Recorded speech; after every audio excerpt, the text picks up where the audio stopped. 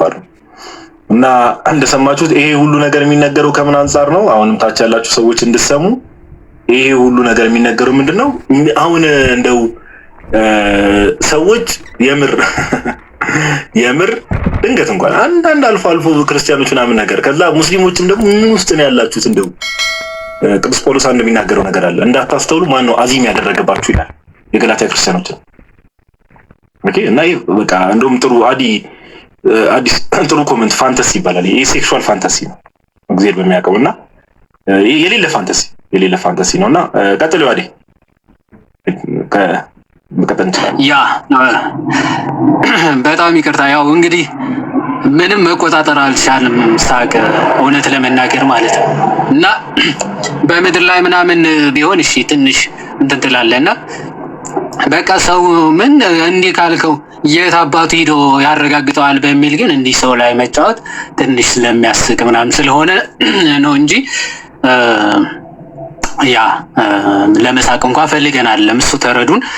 ገጽ 155 እዛ መጽሐፍ ላይ ምን ይላል? ሱራ 75:22 እስከ 23 ላይ on that day there will be radiant face looking as their lords የሚያበራ ፊት ይዘው በጌታቸው ፊት ይገለጣሉ ይላል። እና እሱን ክፍል ሲያብራሩ የሙስሊም ሊቃውንት ማለት ነው እና ሙስናድ አህመድ ምን ብለው ይሄንን ክፍል ያብራሩታል? እንዲህ ይላል ሰውየው ማለት ነው the lowest in rank among the peoples of paradise will be a man who will have 7 levels in it ይላል። በጣም ትንሹ ሌቨል የሚባለው ኦኬ 7 ሌቨሎች ያሉት በጣም ትንሹ የሚባለው ሌቨል ከወንዶቹ የሚደርሰው በጣም ትንሹ በደንብ አስተውል። በጣም ትንሹ የሚደርሰው እንዲህ ይላል he will be in the sixth end will have 300 servants ይላል። ስንት 3000 አገልጋዮች ይኖሩታል ይላል። በጣም ትንሽ የተባለው 3000 አገልጋዮች ይኖሩታል። every day he will be served in the morning and the evening with 300 plates of gold ይላል። እና ሁል ጊዜ ጠዋትና ማታ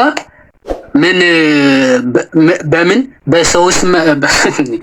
በ3000 ሳህን የወርቅ ሳህን ምግብ ይቀርብለታል። 3000 ሳህን እኔ ወደ ምንድነው የሚቀየሩት እነዚህ ሰዎች? እኔ ይቅርታ አድርጉልኝና 3000 ሳህን የወርቅ ሳህን ምግብ ይቀርብለታል። each one of them will have a type of food which is not in the other one and he will find its beginning and end the same in taste ይላል። በጣም አንድ አይነት ናቸው ግን የተለያየ አይነት ምግብ ናቸው። it doesn't make sense ራሱ እኮ የተለያየ ምግብ ነው ማለት ነው።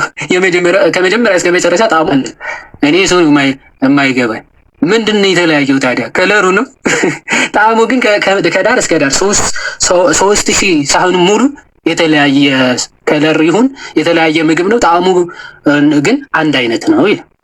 እሺ he will say ከዛ በኋላ እንዲህ ይላል my lord if you allow me I will provide all the peoples of paradise with food and drinks without decreasing my supply ይላል። he will have ተመልከቱ he will have 72 wives in addition to his wives of the world ይላል። ስለዚህ ለዛ ሰው ስንት ሚስቶች ይሰጡታል አለ? 72 ሚስቶች ምድር ላይ ካገባቸው ሚስቶች በተጨማሪ ይሰጠዋል። ስንት ሚስቶች? 72 ሚስቶች ምድር ላይ ካገባቸው ውጪ ማለት ነው። ለምሳሌ 4 አግብተው ከሆነ ኦኬ ከአራቱ ውጪ ተጨማሪ ማለት ነው ስንት ይሰጣል? 72 ሚስቶች ይሰጣል። ቀጥሎስ one of them will occupy her seat a mile of the land ይሄን ረተውተው ያንዷ ሴቷ መቀመጫዋ 1 ማይል ያክላል። 1 ማይል ማለት ስንት ሜትር እንደሆነ ታውቃለህ? ወይ ቀል እስኪ 1 ማይል 1609 አካባቢ ምናምን ሜትር ነው የሚሆነው በሜትር ራሱ ሲታሰብ 1 ማይል 1 ነጥብ ምናምን ኪሎ ሜትር እንደነበረ ነው የማውቀው። አዎ 1 ማይል ማለት አሁን ዋዴ እየነገርን ያለው 1 ማይል ማለት 1.6 ኪሎ ሜትር ነው ማለት 1600 ሜትር ማለት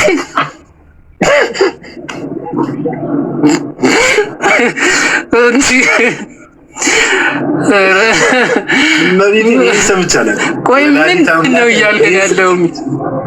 የአንዷ ሴት ነው ጭራሽ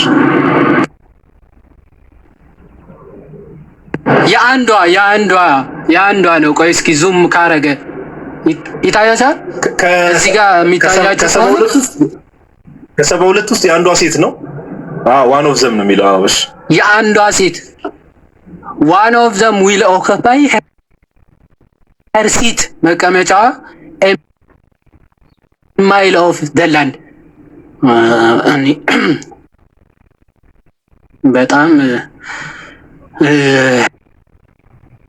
እኔ ከባድ ነው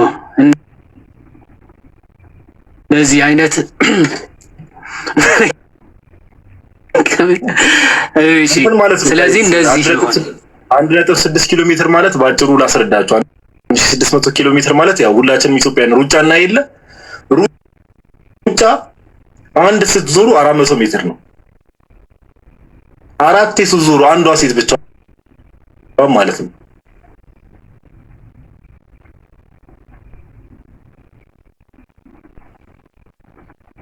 አንድ 6 ስለዚህ ቆይ ማራቶን ለመሮጥ ስንት ይሆናሉ ማለት ነው? ማራቶን ድረስ አንድ 30 ሴቶች ማለት ነው። እሺ ቀጥሉ ያለ ኧረ በጣም ከባድ ነው። ስለዚህ እንደዚህ አይነት ሴቶች ናቸው ማለት ነው። እነዚህን ሁሉ ነው እንግዲህ ድንግልናቸው የሚወስደው። ከዛ እንደውም እንደዚህ አይነት ነገር ግን እንዴት ነው ይቻላል ብለው ጠይቀውታል። እሱ በኋላ ላይ ያሳያቸዋለሁ። ይችላል ወይስ አይችልም ራሱ እንደዚህ አይነት ሰው? ኦኬ እንዲህ ይላል እዛው መጽሐፍ ላይ እንዲህ ይላል። እስኪ የሚታያችሁ ከሆነ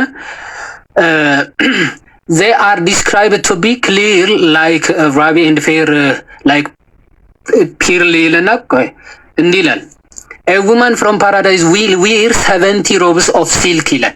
70 robes of silk ይለብሳሉ። እሱን አይተናል። yet the whiteness of her legs will be seen behind them ይላል።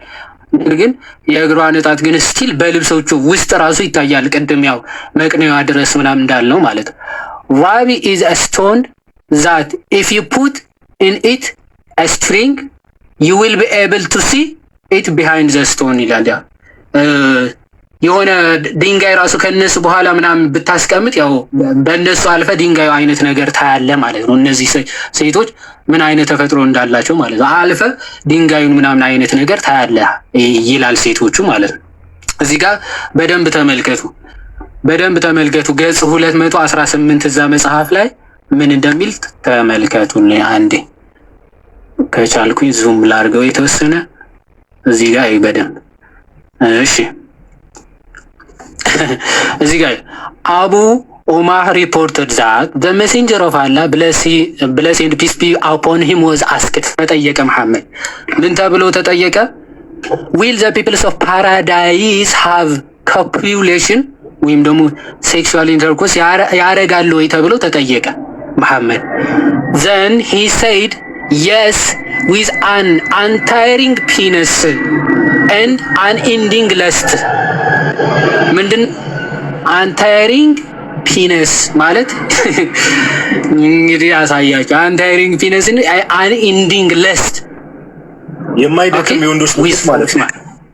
ታች ያላችሁ በቃ የማይደክም ማለት ነው። በቃ የማይደክም ወይም ደግሞ እንትን ፍላሲ እንደውም ፍላሲድ የማያደርግ ናት ፍላሲድ ይለዋል አቡ ዳውድ ደግሞ ተፍሲሩን ሲያብራራ አንፍላሲድ የማይለሰልስ ነው ምናምን አይነት ነገር ማለት ነው። ብልታቸው ራሱ ወንዶች ላስቱም ፍላጎቱም ደግሞ የማይቆም አይደል? ለንስቶፕ ነው የሚለው አይደል? ላስቱ ራሱ አዎ አን ኢንዲንግ ሊስት የሴክስ ፍላጎቱ ምናምን የማያልቅ አይነት ለስንት ጊዜ እንደሆነ እዛው ዝቅ ብሎ ስለሚያብራራው እናያለን።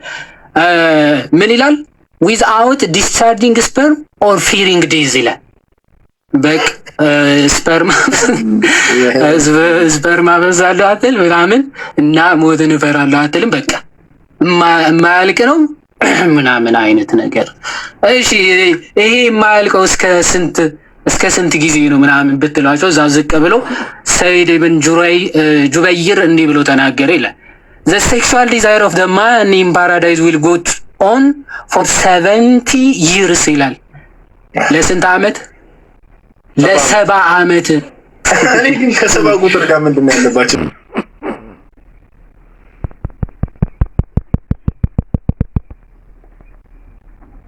ታገናኛለህ አንተ?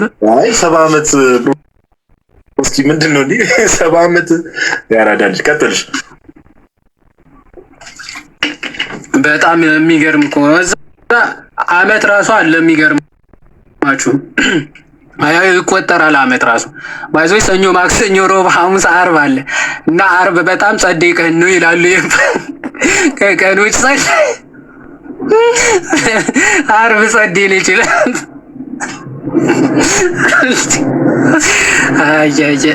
እሺ እንቀጥል። እሺ እና 70 ዓመት እንደዚህ አይነት ስሜት ውስጥ ሆኖ ሰውየው ከዛ ምን ይላሉ? he will feel the joy and will not be polluted to be in need of purification አለ።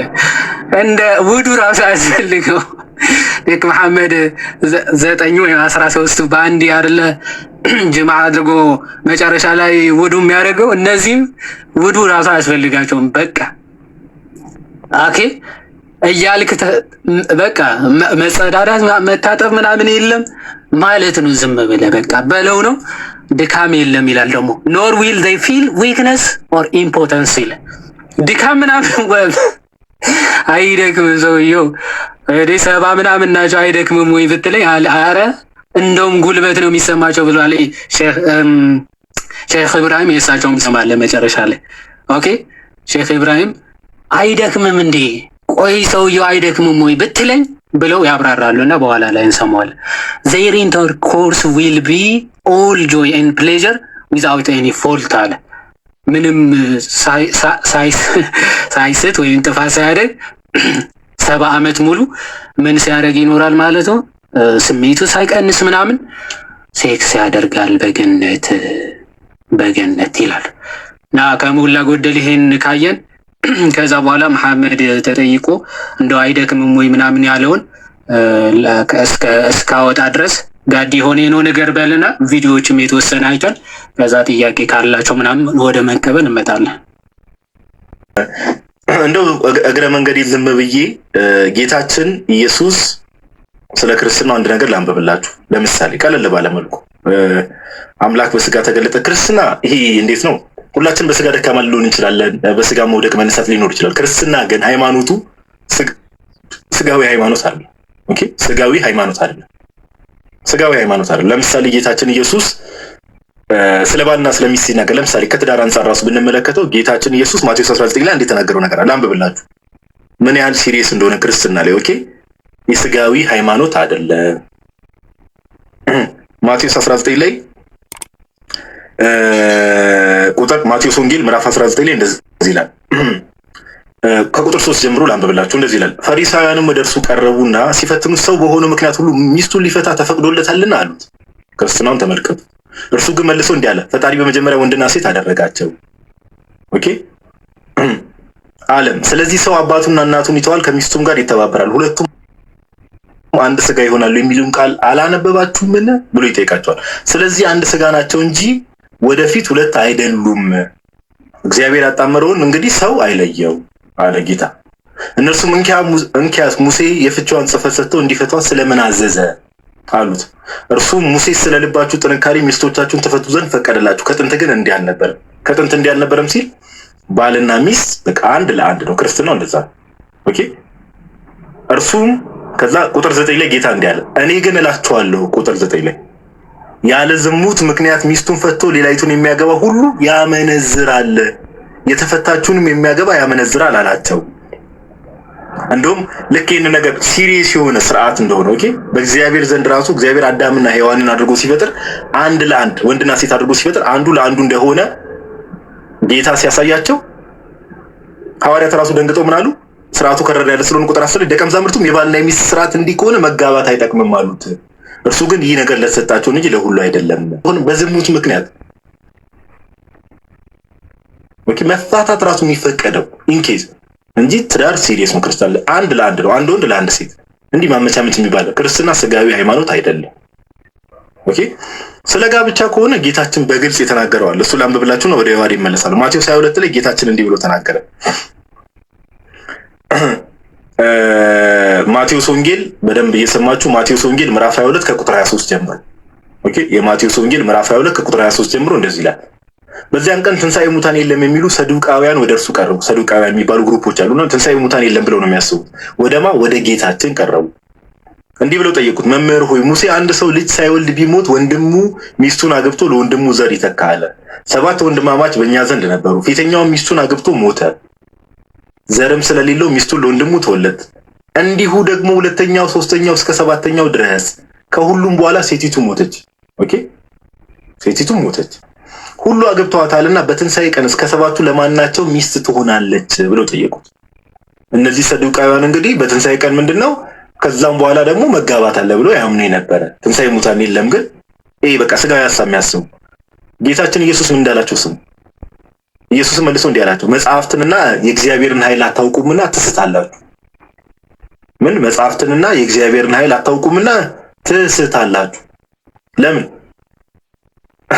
በምድር ላይ የነበረችው ኦኬ ከሞት በኋላ ለማን ነው የምትሆነው የሚለውን ነገር ጥያቄ ስላቀረቡ ቁጥር 30 ላይ ግልጽ የሆነ ነገር አስቀምጧል። በትንሣኤስ እንደ እግዚአብሔር መላእክት በሰማይ ይሆናሉ እንጂ አያገቡም አይጋቡም። ኦኬ አያገቡ አይጋቡም። በቃ አለቀ። ዮሐዴ መቀጠል ይችላል። ብሮስኪ ታብታብ እያደረጋችሁ ጋይስ በደንብ ያ ቃሊዮስ ያሰማልን ጋዲ። ይሄ ሁሉ የስጋ ሐሳብ የሚመጣው ከምንድን ነው? ኦፍ ኮርስ በስጋዊ ሐሳብ ተጠምደ መንፈሳዊ ነገርን እንዳትመለከት የሚያደርገው የማን ስፒሪት እንደሆነ ሁላችሁም እንድትመረምሩ ነው። ኦኬ እውነተኛው አምላክ እንዲህ ባሉ ቁሳዊ በሆኑ ነገሮች ዲፔንድ እንድናደርግ ነው ወይ ሰዎችን የፈጠረው? ኦኬ የሆነ ማቴሪያል በሆኑ ነገሮች ዘላለማዊ ተስፋችንን ዲፔንድ እንድናደርግ ነው። ኦኬ በማቴሪያል ዲፔንድ ምንሆን ከሆነ እንደውም በእስልምና ክርስትና ኮንትሮቨርሲ ወይም ደግሞ ይሄ ዲቤቶች ዲያሎግ በሚደረጉበት ሰዓት የነበሩ ኢብን አልቀይም ኢብን አብደላ ኢብን አቡ ቁራህ የሚባሉ ስኮላሮች የክርስትና ማለት ነው ምን ብለው ያብራራሉ? ኦኬ ሰዎች እዚህ ማቴሪያል በሆኑና ጊዜያዊ ደስታ በሚሰጡ ነገሮች ዲፔንድ የሚሆን ከሆነ ስቲል ዘላለማዊነት ላይ ገና አልገባም ማለት ነው። ኦኬ እሱ ራሱ ዘላለማዊ አልሆነም ማለት ነው። ምክንያቱም ዲፔንደንት የሆነው እሱ ራሱ ቫሪያብል በሆኑ ነገሮች ነው። ኦኬ መብላት መጠጣት ላይ፣ ኦኬ መርካት ላይ፣ ስሜት ላይ፣ ኦኬ ሴክስ ላይ ምናምን ዲፔንደንት ከሆነ ኢተርኒቲ የሚባል ራሱ የለም። ኦኬ ኢተርኒቲ የሚባል ሐሳብ የለም። ምክንያቱም ዲፔንድ የሆናቸው ነገር ራሱ ኢተርናል የሆኑ ዘላለማውያን የሆኑ ነገሮች አሉ። መብላት መጠጣት በየቀኑ በየጠዋቱ ምናምን ምትበላ፣ ሴክስም እንደዚያው 72 አላረካ ብለዋል። በነገራችን ላይ ሚኒማም ነው ብለው አብዛኞቹ ስኮላሮች የሚስማሙ ሚኒማሙ ነው 72 ራሱ ወይም ደግሞ 2 ሚስቶች ከዚህ ዓለም በሚኒማሙ ያገኘ